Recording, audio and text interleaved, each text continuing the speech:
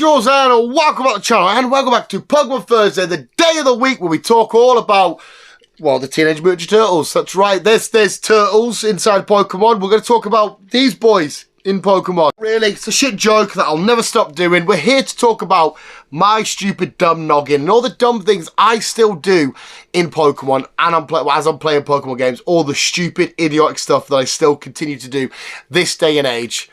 Mistakes that I made when I was younger, when I first started playing Pokemon, that I've carried over to still doing it now like a fucking idiot. But visuals, these are the dumb things that I do in Pokemon. But more importantly, I want to hear about all the dumb things you do or old habits that you've brought up and stuff that you still continue to do in any playthrough of any Pokemon game. Because some of these I do, I think it's fair to say I do them in every single game, and it's fucking stupid. But that explains me in a nutshell. I am fucking stupid. Visuals, the 5 stupid things that I do inside of the world of Pokemon.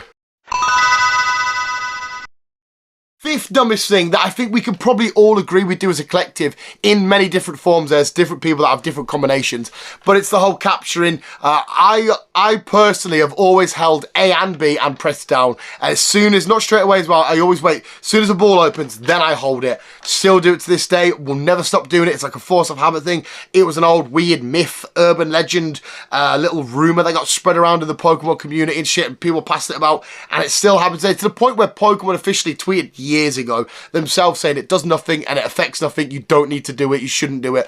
But it's something I continue to do, and I bet you it's stuff, it's something that a lot of you will still continue to do. Before, I don't know if this is stupid or if a lot of people do this, but I always go for how a Pokemon looks as opposed to how good a Pokemon is. So, I don't know, for example, let's bring up Pidgeotto and Aerodactyl. I adore Pidgeotto. I think he looks amazing. It's my favourite Pokemon of all time. Just beautiful, beautiful little bastard. But there's obviously a good argument. Aerodactyl's a lot stronger, a lot better. You know, you should, if you were to choose the 2v team, go for a more powerful team, you're more likely to choose Aerodactyl. But I'd go, no. I want the cool looking one. I want the cuter one. I want the one that looks a bit more aesthetically pleasing to me. Love Aerodactyl, looks cool, but I prefer the look of you. I'm going to go for you. And I've always done it in Pokemon games. I'll always build at least my first team. I will go for later teams where I'll choose somebody who's more powerful or this or that or whatever. But at least my first playthrough of games, I always go for Pokemon that I just think look cool and look amazing and look fun. Like, for example, Spidops in Scarlet and Violet.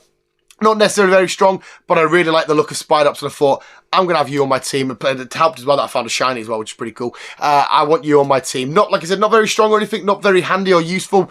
Definitely the weakest Pokemon on my team, but I like the look of you. You're on the team. I've always gone for looks over actual decent usability and how powerful and all that stuff. So, looks over strength. This one is, I don't know how much of a dumb thing, because I don't know how many people do this, but I never use legendaries, right? Now, I say I never use legendaries. In the first playthrough, I always remember this over Gold and Silver, to be fair, because my mates, you'd always get Gold, Ho-Oh or Lugia or both before you did the Elite Four and stuff, and you could have them on your team and whatnot. But I would always say, like, no, they haven't been a part of my team since the whole way. I'm not making a part of my team now. I always had this dumb, stupid thing that my Pokemon team were real, like a Victreebel I had, or a Hoot, or a, you know, a Toad, whoever was in my team. I always thought, oh, they're real. They understand my thoughts and emotions and feelings and stuff. I'm not changing them out. They're the ones that have gone through this hard journey with me. I'm not getting rid of some powerful, all powerful and super badass legendary. No, go away. Eventually, obviously, I would later dates use legendaries and just try them out and see what it's like and whatnot. But I never have them as my team. I never set out a Pokemon adventure to go, okay, we'll set up the team like this. We'll have this. We'll have this. We'll have grounded in it. That'll be my ground type. And all. I never set up a team in preparation to have a legendary on it. I just get the legendary, store it away, and crack on with my normal team. Because I always feel like they're the ones that deserve to beat the game with, because they're the ones that I've been with for most of the journey. So that's how dumb I am. I get emotionally attached to pixels that aren't real and don't give a shit.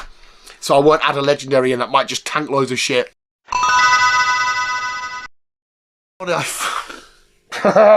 It's continuously pressing A. And what I mean by that is when I'm obviously not when I'm building and shit. And to be fair, I think I've got better at not doing it.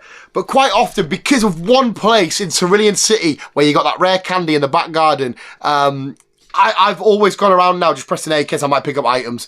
In my head, if I'm doing like a little route, I'll just be going along, just A. And like some games when you had to hold certain stuff to move this or in a bike or whatever, I would still try to find a way to try and tap A. Any sort of little bit of a route or a little bit of a passageway or a little bit of a bridge or anywhere stupid, I'm like A, because it's going to be an item there. Even games that I've played millions upon millions of times, well not literally millions, but so many times, like the reds and yellows, the gold and silvers, where I know where all the secret items are, like you lot will, you all know where all the secret hidden items are.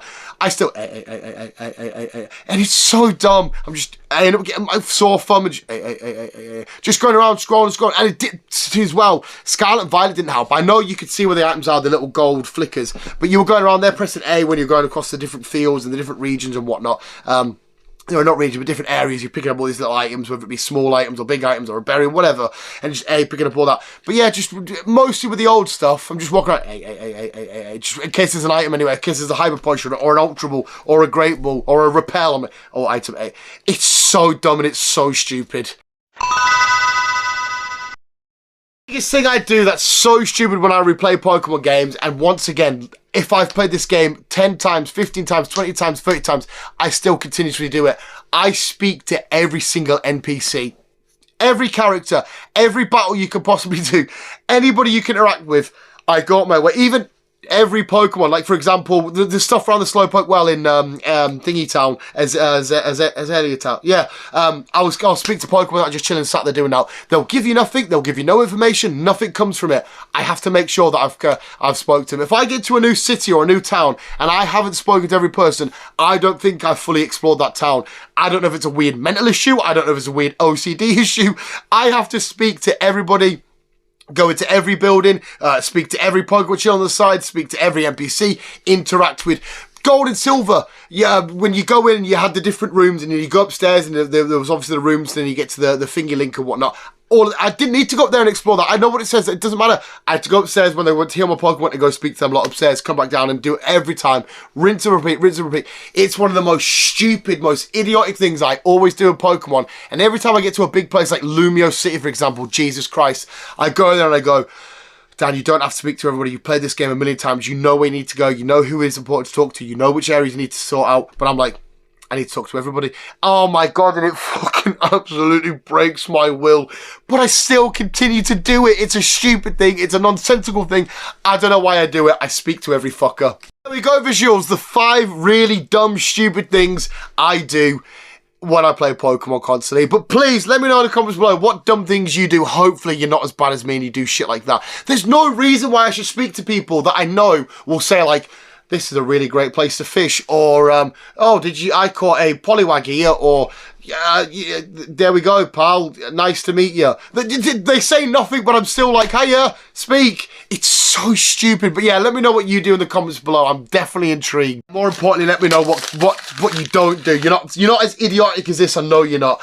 But visuals, that's Pokemon Thursday. The 5 dumb things I still continue to do while playing Pokemon, and let me know if you still do the catch thing. It's definitely implanted in our heads as Pokemon fans, but visuals more importantly. Thank you so much for watching. You guys are literally the fucking best. We'll always keep being you, and keep on, keeping on. You beautiful bunch of bastards.